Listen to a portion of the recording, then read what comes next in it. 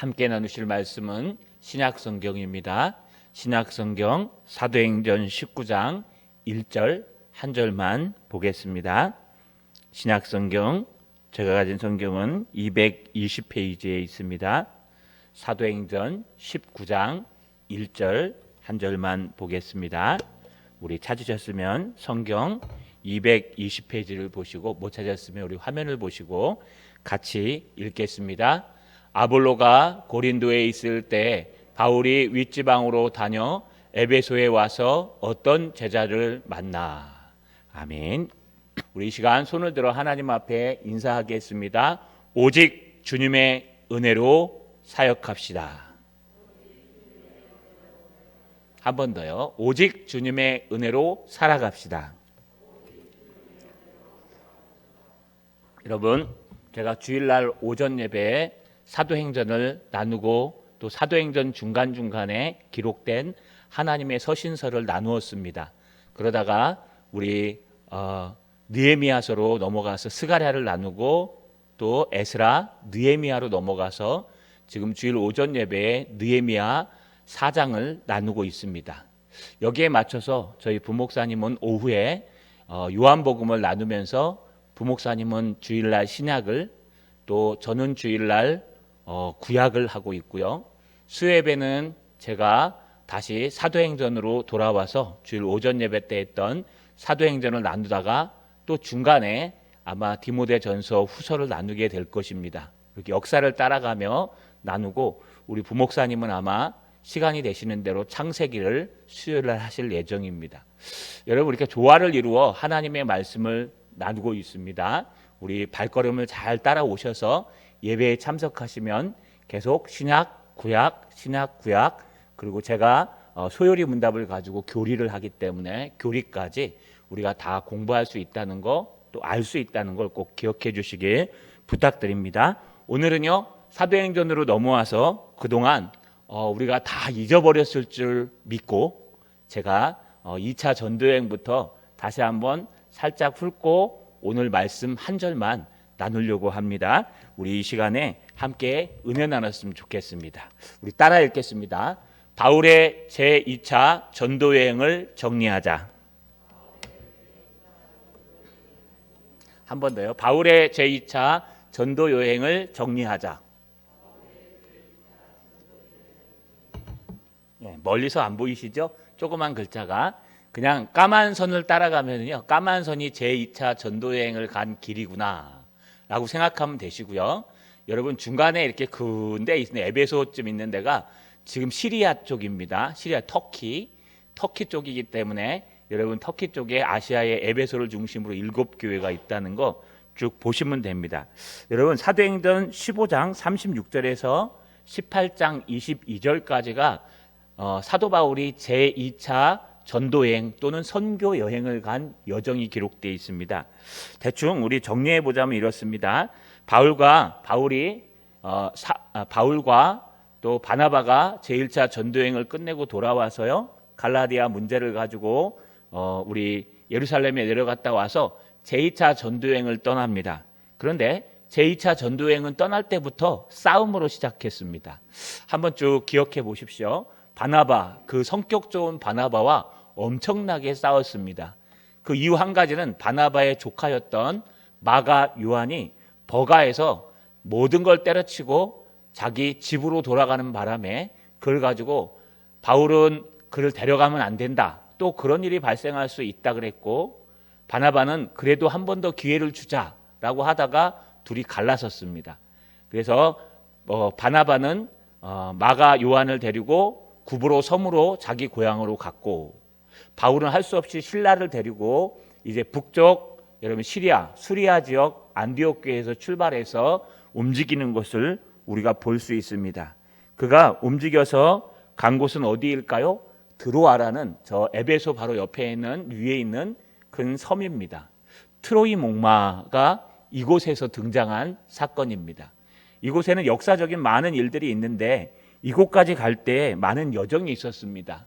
여러분 비두니아로 가려고 오른쪽으로 가도 안 되고 왼쪽으로 가도 안 되고 뒤로는 돌아갈 수 없고 사도 바울의 여정은 그저 그냥 1차 전도 여행이었던, 여러분 화면에 오른쪽에 보시면 비시디아, 안디옥, 이고니온, 루스드라, 더베, 이게 갈라디아 지역이라고 얘기합니다. 그래서 갈라디아서는요, 갈라디아라는 도시가 없고요, 이 도시들을 합쳐서 고원지대에 있는 갈라디아 지역, 지금으로 얘기하면 경상남도의 창원시 할 때 경상남도 지역을 다녔다라고 하는 것처럼 갈라디아 지역, 갈라디아 도 자체에 비시디아, 안디옥, 이고니온, 루스드라, 더베, 여기가 포함되어 있는 겁니다. 바로 이 갈라디아 지방에 복음을 전하는 게 갈라디아서인데, 이 지역을 돌아보고 다시 여러분 에베소 쪽으로 내려와서 버가로 이렇게 내려와서 내려오는 게 원래 여정이었는데, 하나님께서는요 이쪽에 복음을 전하지 못하게 하십니다. 동쪽으로도 못 가게 하시고 서쪽으로도 못 가게 하시고 뒤로도 못 가게 하시고, 계속해서 가던 여러분 바울은요 어쩔 수 없이 트로이가 있는 드로아에서 정박하게 됩니다. 드로아에서 이제 넘어가면 마게도니아라는 지역으로 넘어가고 아가야라는 지역으로 넘어가는데, 이 마게도니아 지역은요 우리 화면에 보시면 이쪽 가운데쯤에 툭 튀어나온 게 마게도니아고요, 그 밑에 고린도라고 써있는 조그만 이렇게 만같이 생긴 게 아가야만입니다.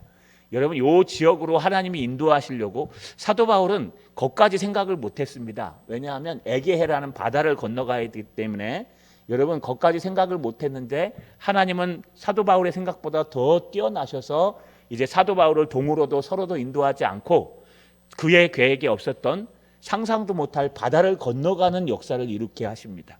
특히 드로아에서 있었던 일은요, 누가를 만납니다. 누가, 의사, 여러분 누가복음과 사도행전을 쓴 의사 누가가 바로 이 드로아에서 만납니다.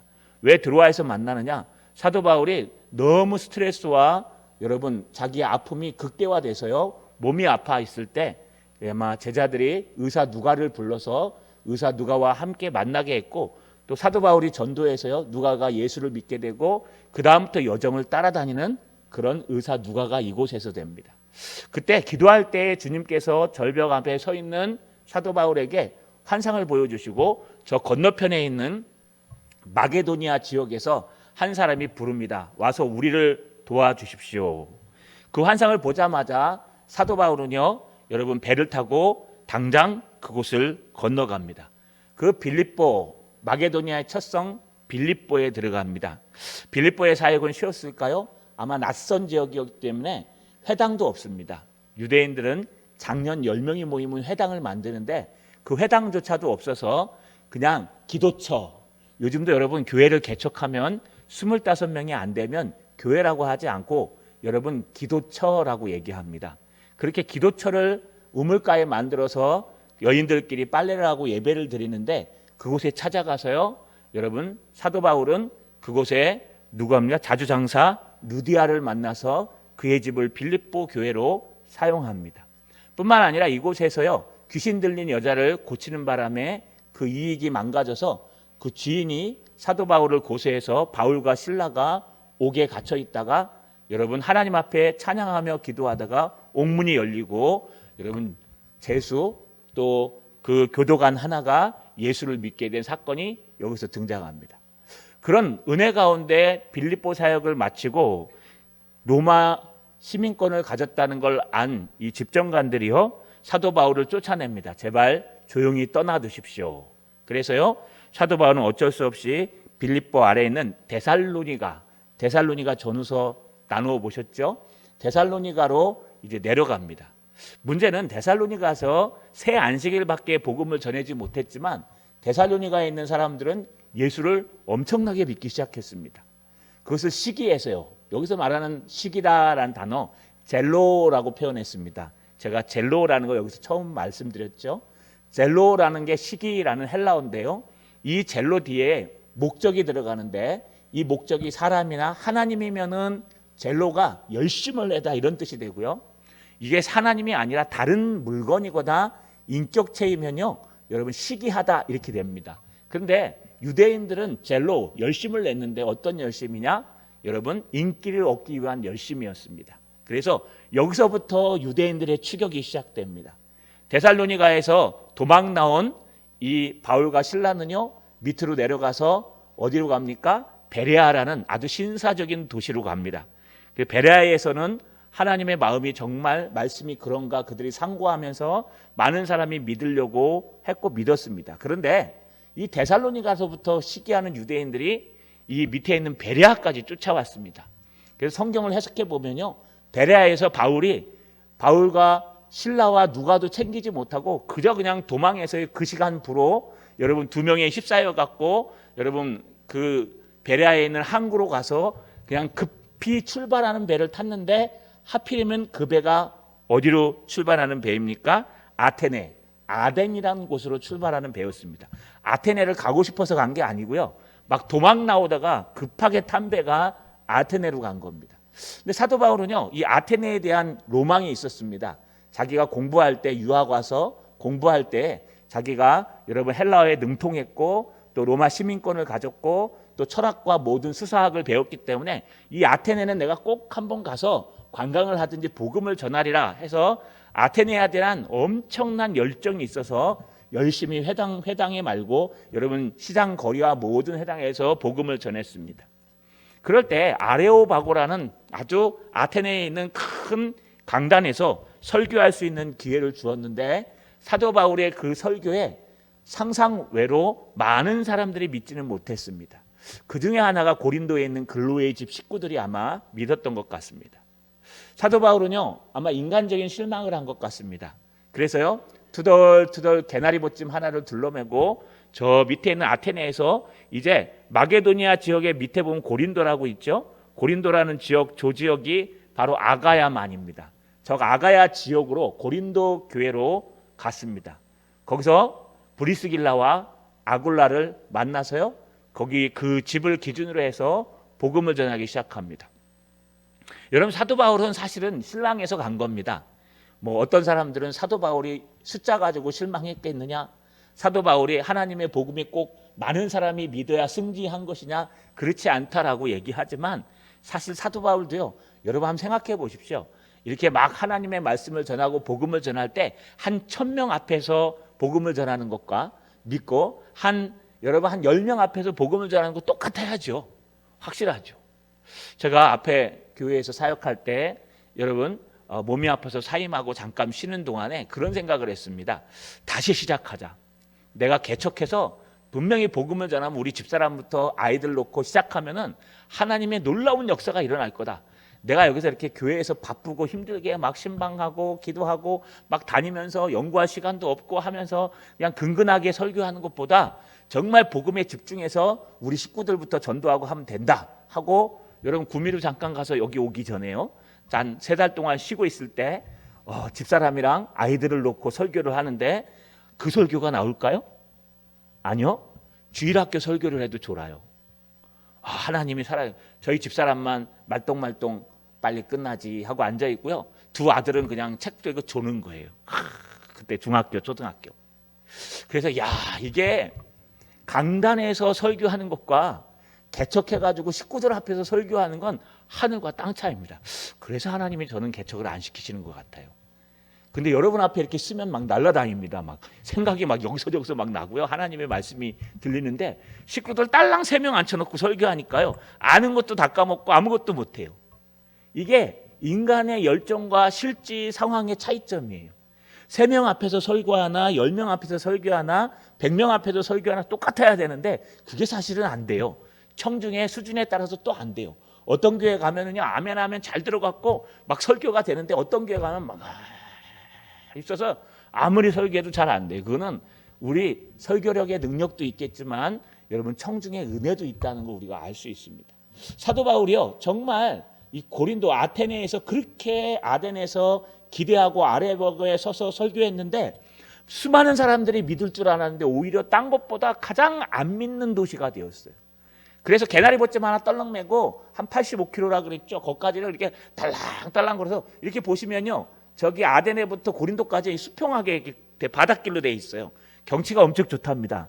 저기를 한번 제가 가볼 예정입니다. 아시아 7교회랑 저기를요, 개나리봇짐 하나 딸랑매고 신라도 지금 안 따라왔어요. 누가도 안 따라왔어요. 그래가 달랑 거리고 갔어요. 가서 고린도에 딱 도착했는데 거기서 브리스길라와 아굴라를 하나님이 준비시키셔서 같이 이 가죽을 만드는 일을 했기 때문에 그 집에 거처하면서 같이 일을 하고 일손을 돕고 복음은 별로 전하지 않고 계셨습니다. 그냥 복음을 전해도 회당에 가서 복음을 전할 정도. 그런데 거기서부터 소식이 들어왔습니다. 어떤 소식이 들어왔냐? 데살로니가에 보냈던 실라와 또 디모데가 돌아와서요, 이 사도 바울에게 큰 용기를 주었습니다. 그래서 그때부터 고린도의 회당에 나가서 복음을 열심히 전하기 시작했는데, 아니나 다를까 고린도에서 가장 힘들게 복음을 전했습니다. 왜냐하면요, 고린도 회당에 가서 복음을 전할 때 고린도 회당에 있는 유대인들이요, 바울의 그 인기를 알아보고 시기하여서 바울을 공격합니다. 그래서 사도 바울이요, 고린도 회당에서 나와서 바로 담 하나 두고 있는 옆에 디도 유스도라는 로마인의 집으로 이동해서 교회를 개척합니다. 여러분, 담 하나 사이에 여기 갔던 성도들이 반이 나눠서 예배드리고, 뭐 요즘 싸우는 게 그런 교회 있습니다. 2층은 목사님 파교회, 1층은 장로님 파교 나눠서 그런 교회들도 있어요. 그건 여러분 정말 하면 안 되는 일입니다. 근데 사도 바울은 어쩔 수가 없었어요. 그들이 믿지 않으니까 믿는 사람들을 데리고 갔는데, 이 디도 유스도가 누구냐? 디도라는 말은요, 여러분 로마에서 쓰는 이름입니다. 유스도란 말은요, 유대인의 이름입니다. 그래서 디도 유스도는 로마의 디도라는 그 가문의 출신의 아주 유명한 귀족 중에 하나의 사람이 유대인의 그 하나님 여호와 하나님을 믿어서 그 로마인들만 사는 그 도시를 포기하고 고린도로 넘어온 사람 중에 하나입니다. 그래서 고린도 회당, 유대인들이 하나님을 믿는 그 회당에 와서 믿고, 집도 그 큰 집을 다 포기하고 그 지방에 있는 회당에 있는 그 중앙에 있는 바로 그 옆에 교회 옆에 있는 집을 사서 그 집에서 살고 있던 사람인데, 그가 예수를 믿음으로 말미암아 지금 회당이 반으로 나눠졌어요. 여러분, 사도 바울이 얼마나 가슴이 아플까요? 사도 바울이 얼마나 가슴이 아픈데 이 유대인들이 가만히 있지 않습니다. 또 서기오 바울이라는 여러분 그 총독이 바뀌었습니다. 총독이 바뀌어서요, 총독이 새로운 총독이 고린도에 오니까요, 그 총독을 이용해서 그를 공격하기 위해서 이들이 사법에 고소합니다. 그 사법에 고소한 것을 가지고 사도 바울이 기도하면서 나갔고, 거기서 승소함으로 말미암아 이 고린도 지역 아가야 지역에서는요, 복음을 전하는 걸 막지 못하도록 만들어 버립니다. 뿐만 아닙니다. 여기서 끝나지 않습니다. 너무 사법적으로 괴롭히고 너무 교회 안에서 괴롭히니까요, 사도 바울이 포기하려고 합니다. 그들의 만만치 않았던 것 때문에 사도 바울이 두렵기도 하고 정말 힘들기도 해서요, 18장 9절과 10절에 보시면 사도 바울이 두려워하고 잠잠해서 계속 말씀을 전하지 않겠다고 포기합니다. 이 고린도는 안 되겠다. 내가 이 고린도는 포기하고 떠나야 되겠다. 그런데 하나님께서요, 사도 바울에게 말씀하십니다. 두려워하지 말고 잠잠하지 말고 복음을 전하라. 아직 들을 사람이 많이 있다. 그래서 여러분 1년 6개월 동안 충분히 고린도에서 복음을 전합니다. 이때 얼마나 스트레스를 받았으면, 여러분 사도 바울이 경련했다고 나오는데 이걸 우리가 어떻게 표현하냐 하면, 의사 누가가 썼기 때문에 의학 용어거든요. 경련했다는 간질이란 뜻입니다. 그래서 안질이 간질로 바뀌었다는 거예요. 얼마나 스트레스를 받았으면, 고린도 교회에서요. 여러분 그만큼 힘들게 고린도 사역을 마치고 마지막 갱그리아 항으로 나와서 이제 에베소를 거쳐서 예루살렘으로 돌아가려고 그럴 때 갱그리아에서 머리를 깎았다는 얘기 들었죠? 머리를 깎는다는 게 뭐라 그랬죠, 여러분? 머리를 깎는 것은 나시린의 서원, 작정 기도로 했다는 거예요.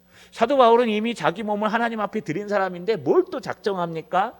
그는 작정하지 않고는 고린도 사역을 마칠 수가 없었기 때문에 계속해서 밤낮으로 기도하며 저 고린도를 위해서 기도하고, 그만큼 애정을 갖고 그만큼 사법적인 싸움, 산전수전, 공진전까지 다 겪은 거예요.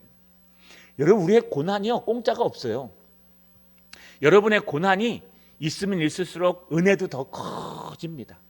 일찍 고생한 사람들은 늦고생이 없고요, 일찍 고생 안 하신 분들은 늦고생이 생긴다고 옛날 어르신들이 말하지 않습니까? 똑같습니다. 이 세상도 땀이 흘린 만큼 얻는 것처럼 신앙도 똑같아요. 신앙도 거저되는 것은 없습니다. 물론 모태신앙이라 여러분 습관적으로 방향적으로 거저되는 경우도 있긴 하지만, 대부분에는요 이런 어려움과 환난 속에서 신앙이 자라갑니다. 그리고 에스베소를 지나 예루살렘으로 들어와서요, 하나님의 1차, 2차 전도행을 마칩니다. 이 2차 전도행을 하나로 정리하자면 이렇습니다. 하나님의 인도하심으로 된다. 성령께서 인도하심으로 된다. 사도 바울이요, 시작할 때부터 싸우죠. 방향도 없어서 드로아까지 가서 병이 났죠. 그래서 누가를 만났지만 또 새로운 곳, 상상도 못한 에게를 건너서 빌립보로 갔지요. 빌립보에 가서 두들겨 맞아갖고 감옥에 갇혔어요. 데살로니가에서는 도망 다녀서 아덴에서는 배를 타고 베레아에서는 배를 타고 막 뛰어가지고 아덴으로 들어갑니다. 아덴에서 실망해가지고 개나리 못 찜지고 고린도로 갔어요. 고린도에서 복음 전하려 했더니 사법에 고소당하고 교회가 분리되는 걸 보고 얼마나 힘든지 여러분 안질이 가질로 변했습니다. 심지어는요, 갱그리아에서 머리를 깎을 정도로 고린도 있는 동안에 한 1년 6개월 동안 작정 기도를 한 거예요. 내가 죽으면 죽으리라. 그 정도로 힘들었던 모든 사도 바울의 2차 전도 여행 속에서 우리가 여러분 이슈를 하나 꺼낸다면은, 여러분 메타포, 아주 주제되는 말을 하나 꺼낸다면 여러분 성령의 인도하심이에요. 우리가 우리 힘으로 복음이 전해지고 우리 힘으로 무엇인가 될 것 같지만 그렇게 되지 않습니다. 오직 성령의 은혜로, 성령의 인도하심으로 되는 겁니다. 여러분 2차 전도행을 마치면서 성령의 은혜로 사시는 저 여러분 되시기를 주님의 이름으로 간절히 소망합니다. 자, 그러면 우리 이제 나누어 보겠습니다. 따라 읽겠습니다. 아볼로가 바울의 공백을 메꾸었다. 한 번 더요. 아볼로가 바울의 공백을 메꾸었다. 살이 들렸습니다. 여러분 오늘 1절에 보니까 아볼로가 고린도에 있을 때라고 기록되어 있습니다. 아볼로가 고린도, 아까 말한 아가야 그 지역에 왜 있을까요? 18장에 보시면 여러분 2차 전도행이 끝날 쯤 돼서 아볼로가 등장합니다. 아볼로가 어떤 사람인지 등장하고요. 여러분 18장 23절에 보시면 얼마 있다가 떠나, 사도 바울이 3차 전도행을 떠나는데요, 갈라디아와 부르기아와 땅을 차례로 다니며 모든 제자들을 굳건하게 하니라. 3차 전도행을 떠나는데 그 전에 여러분 아볼로를 만나볼 수 있습니다. 오늘 본문에는 아볼로가 고린도에 있을 때라고 기록해 있지만 사실은 아볼로는 에베소에 등장했습니다. 에베소의 아볼로가 어떻게 등장할까요? 18장 24절에 보니까 알렉산드리아에서 난 아볼로라 하는 유대인이 에베소에 이르니 이 사람은 언변이 좋고 성경에 능통한 자라. 갑자기 아볼로가요, 여러분 이제 갱그레앙에서 에베소에 잠깐 들렸다가 내가 다음에 시간이 되면 올게, 그리고 이제 여러분 예루살렘으로 내려갔는데, 바로 그 예루살렘으로 내려가서 예루살렘에서 출발하기 전에 아볼로가 등장합니다. 아볼로가 에베소에서 복음을 전하고 있는 겁니다. 그런데 이 사람이 알렉산드리아 출신입니다. 이 알렉산드리아는요, 큰 도서관이 있을 정도로 학식이 뛰어났고, 이 아볼로는요 바로 유대인들에게 있는 에베소에 이르러서요 거기서 사람들에게 언변이 좋아서 성경에 능통한 자로서 복음을 전합니다. 어떻게 전할까요? 18장 25절에 보면 그가 일찍이 주의 도를 배워 열심히 예수에 관한 것을 자세히 말하며 가르치나 요한의 세례를만 따름이라. 그가 열심히 수사학을 배우고 철학을 배우고 인문학을 배우고 열심히 세례 요한을 통한, 여러분 세례와 요한을 통한 예수 그리스도에 대해서 배웠다는 거예요. 그럼 뭘 못 배웠을까요? 요한은 무엇을 못 봤을까요? 주님의 십자가와 부활을 경험하지 못했습니다. 그런데 요한은 무엇을 증거했습니까? 보라, 세상 죄를 지고 가는 하나님의 어린 양이시니라. 바로 저분이 메시아라는 것, 예수가 그리스도시라는 것을 증거하는 겁니다. 그러나 그에게 무엇은 없어요? 십자가와 부활은 없었습니다. 그러나 이 학식과 언변이 뛰어났기 때문에, 수사학과 많은 학식을 갖고 있었기 때문에, 또 성경의 능통자이기 때문에 에베소에서 많은 사람들을 설득하고 유대인들을 이겨내며 승리하는 모습을 봅니다. 근데 문제가요, 오직 세례 요한의 예수 그리스도 세례밖에 몰랐습니다. 그래서 이 브리스길라와 아굴라가요 이들을 만나서 이 아볼로에게 복음을 가르쳐 줍니다. 26절에 보니까 그가 회당에서 담대히 말하기 시작하거늘 브리스길라와 아굴라가 듣고 데려다가 하나님의 도를 더 정확하게 들어 이르더라. 여러분, 예수 그리스도의 십자가와 부활 또 하나님의 은혜까지 다 말씀하니까요 이 아볼로가 새로운 것을 깨달았습니다. 그 전까지는 세례 요한이 전한 메시아 예수가 그리스도이심까지만 전했는데 이제 그분이 십자가에 달려서 우리의 죄를 용서해 주시고 사하시고 우리의 모든 것을 다 대속하시고 심지어 부활 승천하셔서 하나님 우편에서 우리를 위해 기도하고 계신다는 성령의 은혜까지 완전히 배운 아볼로는요 이제 어디로 갑니까? 아가야 지방으로 갑니다. 여기 보니까요 18장 27절에 아볼로가 아가야로 건너가고자 하므로 형제들이 그를 격려하며 제자들에게 편지를 써서 영접하라 하였더라. 여러분, 아볼로가 이제 여기는 브리스길라와 아굴라가 있으니까 내가 고린도로 건너가서 이 아가야 지방으로 건너가서 고린도 교회가 있는 아가야 지방으로 건너가서 내가 복음을 전하리라. 그래서 고린도에요 아볼로파, 바울파 또 누구파입니까? 그리스도파가 나눠진 겁니다. 이때 아볼로가요 고린도로 건너가서 고린도에서 약 1년 6개월 동안 복음을 전합니다. 여러분, 세례 요한의 세례로부터 시작해서 성경에 능통하고 수사학에 능통하고 또 인품이 좋고 심지어는 주님의 십자가와 부활까지 깨달았기 때문에 아볼로가요 열심히 고린도에서 복음을 전해서 아볼로파가 생길 정도로 아볼로는 바울 이후에 뛰어난 물을 주는 자, 은혜를 주는 자였습니다.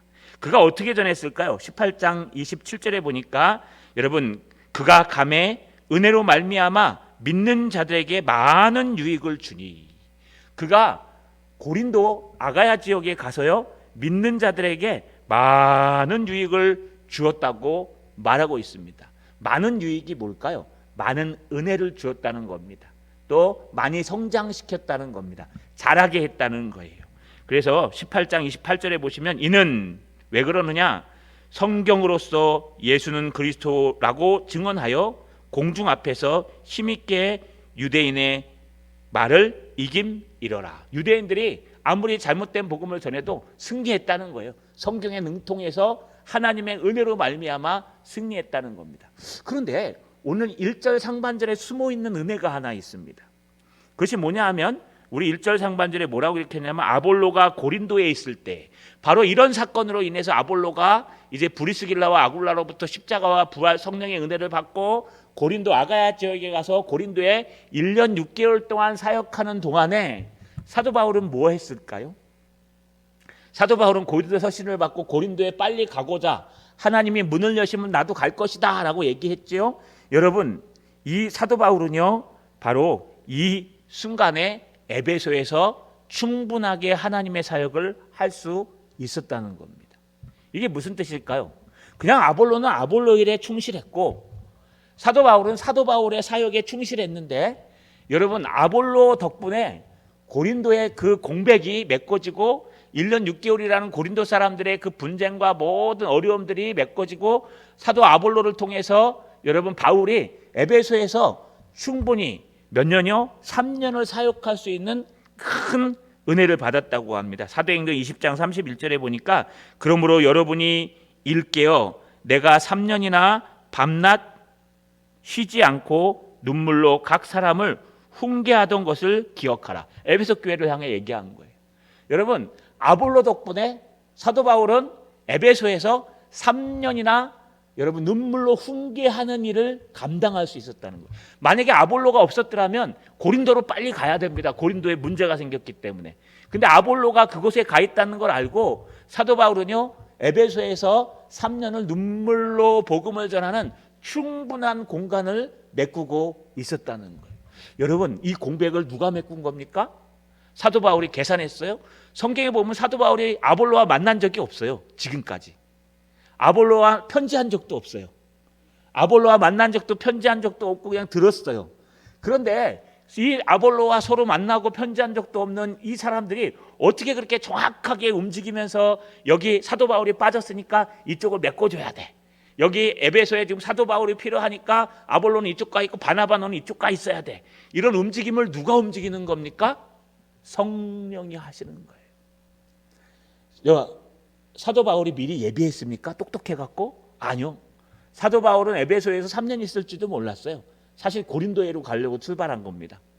그런데 에베소에서 3년을 눈물로 사역할 정도로 시간을 얻을 수 있는 건 아볼로가 고린도에 가 있기 때문에, 또 다른 지역엔 바나바가 가 있기 때문에.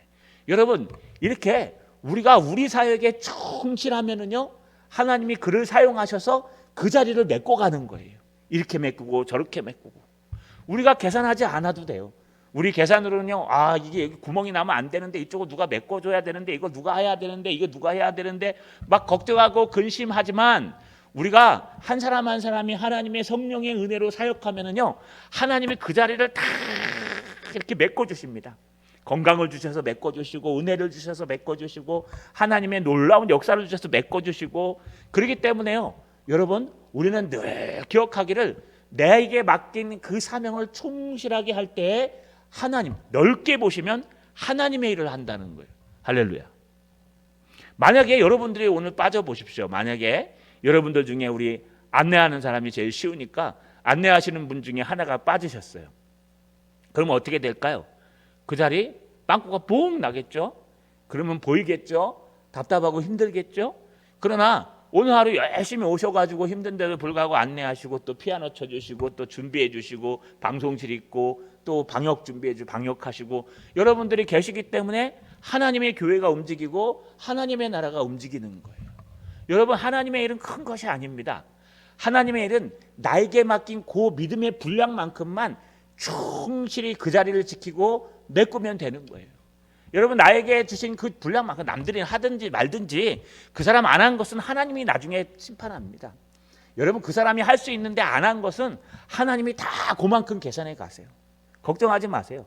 여기 저거 와야 되는데 왜 안 오지? 그러실 필요 없어요. 안 한 만큼 하나님이 계산할 거니까 그건 계산에 맡기시고, 우리는 우리에게 맡겨주신 사명만 하면 되는 거예요. 은혜로.